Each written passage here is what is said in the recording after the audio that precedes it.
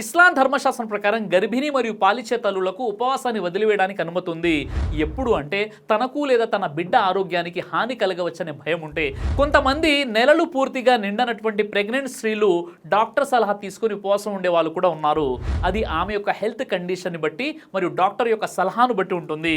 ఉండాలనుకుంటే ఉండవచ్చు, లేకపోతే రంజాన్ తర్వాత నెలలో ఆ ఉపవాసాలు పాటించవచ్చు. గర్భిణీ మహిళ గనక రోజా ఉండకపోతే ఏం చేయాలి? ఫత్వా ఇస్లామియా 2/203-204 ప్రకారం ప్రెగ్నెంట్ మహిళ ఒకవేళ ఉపవాసం ఉండలేకపోతే ఆమె ఫిదియా ఇవ్వకూడదు. అంటే సదకా ఖైరాత్లు ఫిదియా రూపంలో ఇవ్వకూడదు. రంజాన్ తర్వాత నెక్స్ట్ రంజాన్ లోపు ఆమె యొక్క పరిస్థితులను బట్టి రోజాలు పూర్తి చేయాలి.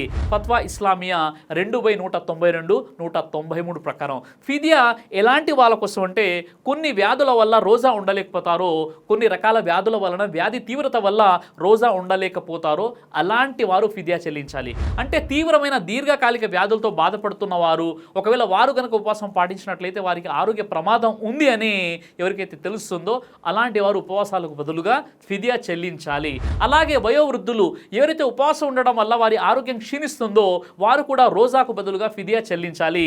ఖురాన్లోని సూర బఖరా 2/185 ప్రకారంగా వ్యాధిగ్రస్తుడైన వాడు లేక ప్రయాణంలో ఉన్నవాడు ఆ ఉపవాసాలను వేరే దినాల్లో పూర్తి చేయాలి.